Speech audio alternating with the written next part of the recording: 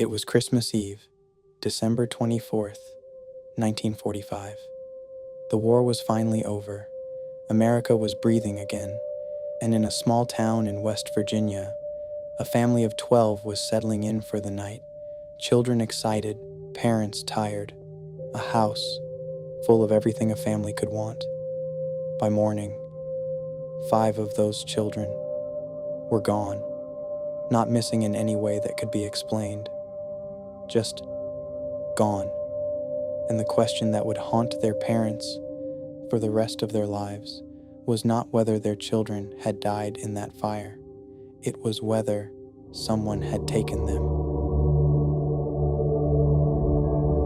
This is the story of the Sodder children. Hey, I'm Alex, and this is Echoes. Every week, I dig into a case that never got the ending it deserved.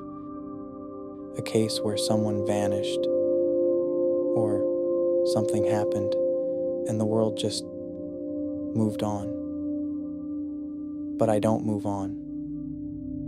And if you're here, I don't think you do either. This one kept me up at night. I think it's going to do the same to you. Let's get into it. The Sodder family lived in Fayetteville, West Virginia. George Sodder had come over from Italy decades earlier, built a successful trucking business, raised a large, loving family with his wife, Jennie. By 1945, they had 10 children. They were, by every account, a happy family. Hardworking, close, the kind of family that filled a house with noise and laughter. On the night of December 24th, most of the family went to bed after a quiet Christmas Eve. George and Jennie retired early. 4 of the older children stayed up a little later, playing with Christmas gifts, enjoying the night. The 5 youngest children were already asleep, upstairs. Their names were Maurice, he was 14 years old, Martha, 12, Louis, 9, Jennie, 8, and Betty. Betty was 5 years old. At around 1 a.m, Jennie Sodder was woken up by a phone call. A strange woman's voice on the other end, asking for someone Jennie didn't know, laughing oddly in the background. Jennie hung up. She noticed the lights were still on downstairs. She went back to sleep. Then, at around 1:30 a.m, she smelled smoke. The fire spread fast, terrifyingly fast. George Sodder woke to the smell and immediately started moving his family out of the house. He got Jennie out. He got 4 of their children out. But when he tried to go back inside for the 5 youngest, he couldn't get to them. He tried to climb a ladder to the upper floor window, but the ladder was missing, gone from where it was always kept. He tried to move his truck to use it as a climbing platform, but the engine wouldn't start. He tried to call the fire department, but the phone line was dead. By the time neighbors arrived and tried to help, the fire had consumed the upper floor entirely, and the fire department, they didn't arrive until 8 a.m, nearly 7 hours after the fire began. When they finally got inside, they found nothing. No remains, no bones, no evidence whatsoever that 5 children had ever been in that house. In a normal house fire, human remains are always found. Bones don't simply disappear in a residential fire. Even in the most intense blazes, skeletal remains are recovered. Teeth survive, fragments survive. From the Sodder house fire, nothing. This was the detail that changed everything. For George and Jennie Sodder, this was the moment they stopped believing their children had died. Because if they had died in that fire, where were their bodies?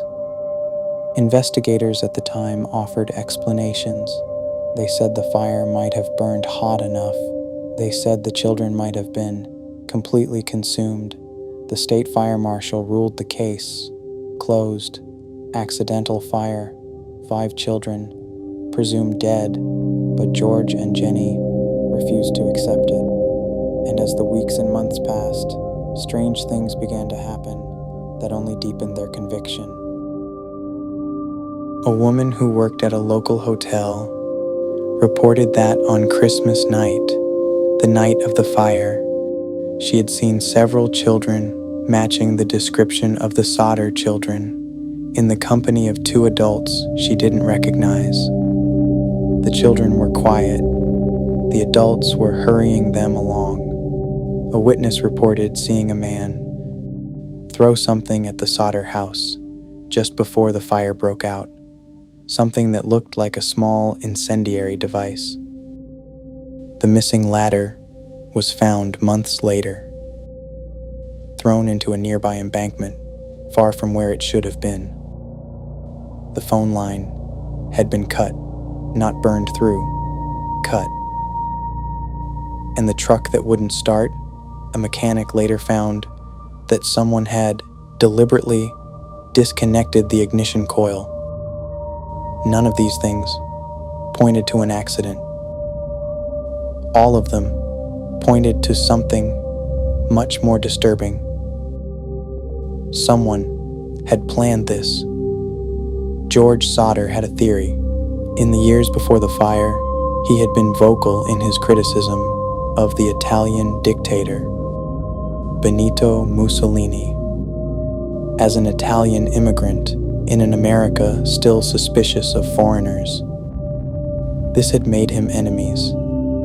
He had received threats. One man in particular, an insurance salesman who had come to the house months before the fire, had made a chilling statement when George declined to buy a policy. The man had reportedly said, "Your house will go up in smoke, and your children will be destroyed." George never forgot those words. Whether connected or not, the fire destroyed everything, and 5 children were never accounted for. George and Jennie Sodder spent the rest of their lives searching. They put up a large billboard on the highway outside Fayetteville with photographs of their 5 missing children and a plea for information. That billboard stood for decades. George and Jennie refused to take it down. They hired private investigators. They followed every lead. They wrote letters to government agencies, law enforcement, anyone who would listen, and the leads kept coming. In 1967, more than 20 years after the fire, Jennie Sodder received a photograph in the mail. No return address, no explanation, just a photograph of a young man. On the back, written in an unknown hand, were the words, "Louis Sodder. I love Brother Frankie. ILIL boys, a 90132. The young man in the photograph bore a striking resemblance to what Louis Sodder might have looked like as an adult. The letter was postmarked from Kentucky. Jennie showed the photograph to everyone she knew. Many people agreed. The resemblance was remarkable. A private investigator, hired to trace the origin of the letter, hit dead end after dead end. The photograph was never explained. The sender was never identified, and Louis Sodder, if he was still alive, was never found. The theories surrounding the Sodder children case have multiplied over the decades. The most widely believed theory is that the children were taken, possibly by organized crime figures connected to the Italian-American community, possibly by individuals with a grudge against George Sodder. In this scenario, the fire was set deliberately to cover the abduction. The cut phone line and the disabled truck were meant to prevent rescue, and the 5 children were taken away before anyone could save them. Another theory suggests that the children may have been taken overseas, back to Italy during a period of significant chaos in the aftermath of World War II, when such things, however unimaginable, were not impossible. None of these theories have ever been proven. The fire marshal's original ruling, accidental fire, 5 children dead, has never been officially changed. But the absence of remains, the cut phone line, the missing ladder, the disabled truck, the photograph from Kentucky, the hotel sighting on Christmas night, these are not the hallmarks of an accident. George Sodder died in 1968, still searching. Jennie Sodder lived until 1989. She never stopped believing her children were alive. She kept the billboard up until the very end.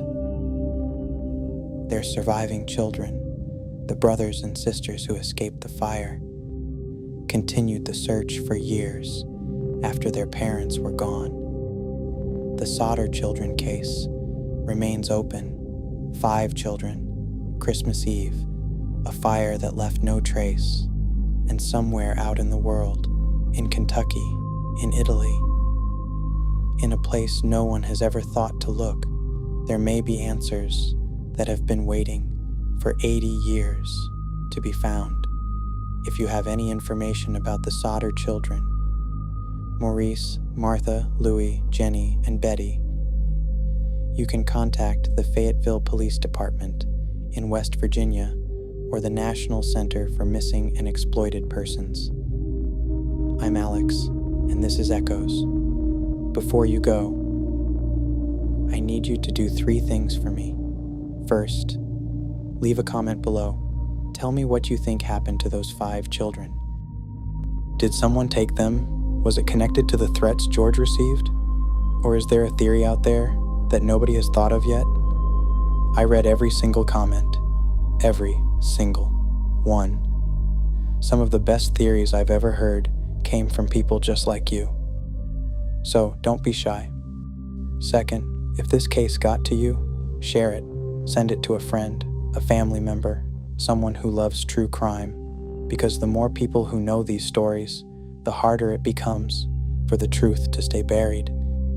And third, hit subscribe, because next week I have another case for you, one that is going to make you question everything you think you know about how people just disappear.